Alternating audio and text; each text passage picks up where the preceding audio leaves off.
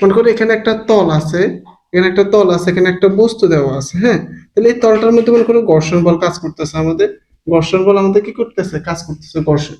তাহলে দেখো আমরা জানি কি কোনো একটা বস্তু সব সময় তার এমজি বল নিচের দিকে কাজ করে, তাহলে পৃথিবীর দিকে যে বল টানতেছে সেটা হচ্ছে আমাদের কি এমজি বল, তাই তো।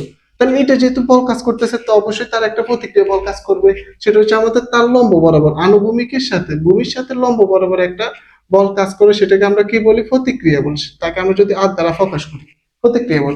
এই বস্তুটার আমি এইদিকে বল প্রয়োগ করতেছি, আমি এইদিকে নিতে চাচ্ছি, ঠিক আছে। তার মানে তার একটা ঘর্ষণ বল আছে। আমরা কি জানি ঘর্ষণ বল সবসময় বলের বিপরীতে কাজ করে, তাহলে এইদিকে তার ঘর্ষণ বলটা কাজ করবে কি, আমি এফ ধরলাম। হুম, ঘর্ষণ বলটা কাজ করে, তাই তো। তাহলে এখান থেকে আমরা কি জানি, এফ সমানুপাতিক আর, আমরা তো এটা আগ থেকে জানি তাই না, এফ সমানুপাতিক আর। এখন আমার প্রশ্ন হলো, তুমি জানো এফ সমানুপাতিক আর, মানে ঘর্ষণ বলের সাথে আমাদের আনুভূমিক বল বা আমাদের প্রতিক্রিয়া বল সমানুপাতিক। আমার প্রশ্ন হলো কেন ঘর্ষণ বলের সাথে প্রতিক্রিয়া বল সমানুপাতিক? মানে এই জিনিসটাই হলো এরকম আর কি, ঘর্ষণ বল বাড়লে প্রতিক্রিয়া বল বাড়লে ঘর্ষণ বল বাড়বে। আরেকটা কথা, এখানে কিন্তু আমরা আর ইকুয়াল এমজি লিখতে পারবো, হ্যাঁ, আর ইকুয়াল এমজি লিখতে পারবো, কি আবার প্রতিক্রিয়া বল সব সমান। তাহলে এখানে আমি বলতেছি যে ঘর্ষণ বলের সাথে প্রতিক্রিয়া বল সমানুপাতিক, কিন্তু কেন আমার প্রতিক্রিয়া বল বাড়ে বা আমাদের প্রতিক্রিয়া বল বাড়লে ঘর্ষণ বল বাড়বে, এটা কেন? দেখো, প্রতিক্রিয়া বল যদি বেশি হয় তার মানে কি তার এমজি বল বেশি, ওজন বেশি।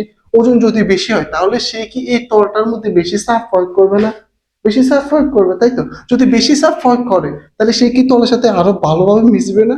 হ্যাঁ মিশবে, ভালোভাবে মিশবে। তো মিশলে কি তার প্রতিক্রিয়া মানে যে ঘর্ষণ বল সেটা কি আরো বেশি হবে না? তলের সাথে যত ভালোভাবে মিশবে তত মনে করো যে আমাদের প্রত্যেকটা অনুফর্মের সাথে ভালো করে মিশলো, তাহলে তার কি হলো, প্রতিক্রিয়া বল কিন্তু আমাদের বেশি হবে, সরি আমাদের ঘর্ষণ বল কিন্তু তখন বেশি হবে। তাই আমি লিখতে পারি যে ঘর্ষণ বলের সাথে প্রতিক্রিয়া বল সমানুপাতিক। এখন যদি আমি এখান থেকে সমানুপাতিকের বদলে আমি কি লিখতে পারি, মিউ ইন্টু আর। এটা কি, এটা হচ্ছে আমাদের ঘর্ষণ সহগ, এটা আমাদের কি, ঘর্ষণ সহগ, এটা আমাদের কি, ঘর্ষণ সহগ। তার মানে আমি এখান থেকে কি লিখতে পারি, এই সমানুপাতিকের বদলে আমরা মিউ আর দিলাম, এটা হচ্ছে ঘর্ষণ সহগ। তার মানে আমরা মিউ ইকুয়াল কি বলতে পারি, এফ বাই আর। ক্লিয়ার কিনা? এটা তো তুমি নর্মালি সহজ আছে আর কি, আনুভূমিক তলের ক্ষেত্রে ঘর্ষণ হলে এরকম হয়। যদি তলটা আনুভূমিক না হয়, আনত হতো, মানে একটা কোণে থাকতো, আনত তল যদি হতো। এখন একটু মনোযোগ দাও, আনত তল, কারণ এটা বেসিকটা অনেকে ক্লিয়ার থাকে না আর কি, তাই আমার দেখানো। চাইলে আরো ডিটেলসে বলতে পারতাম, বাট সময় হয়ে যাবে, যেহেতু এটা আমাদের ওয়ান শট ক্লাস, এখানে অন্যান্য সব জিনিসও বলতে হবে। আনত তলের কথা চিন্তা করো, মনে করো তলটা যদি আনত হয়, এখন এটা হচ্ছে তল, এটা তল, এটা ভূমি, কিন্তু এটা না, এটা হচ্ছে তার তল।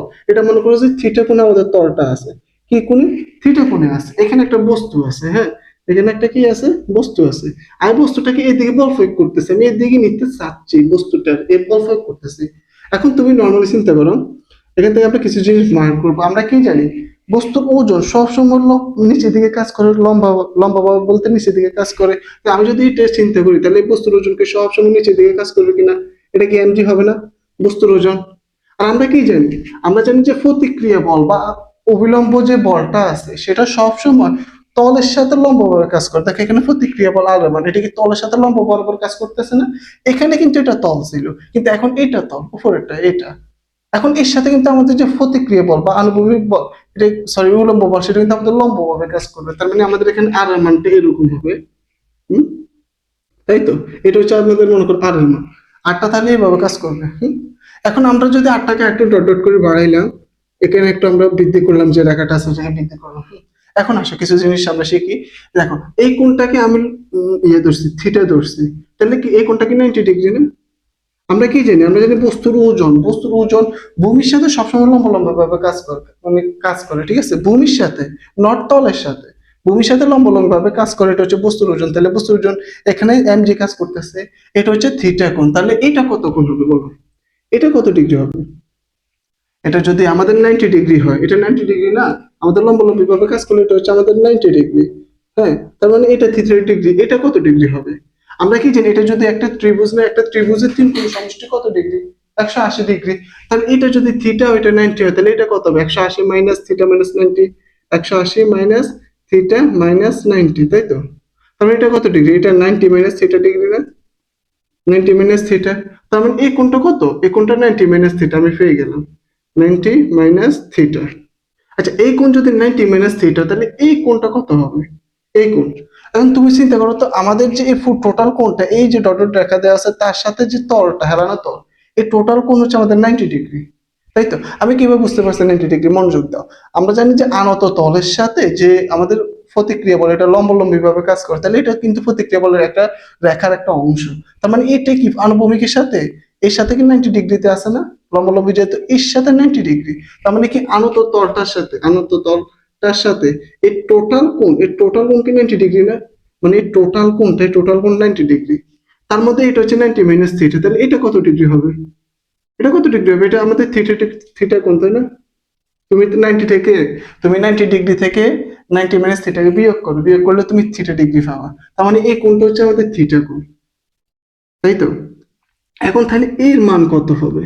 দেখো, এখানে কিন্তু আমাদের একটা বল কাজ করতেছে এমজি, তার দুইটা উপাংশ ভাগ হয়ে গেল। এখন এদিকে কিন্তু বর্ষণ বলটা আমাদের এদিকে কাজ করবে।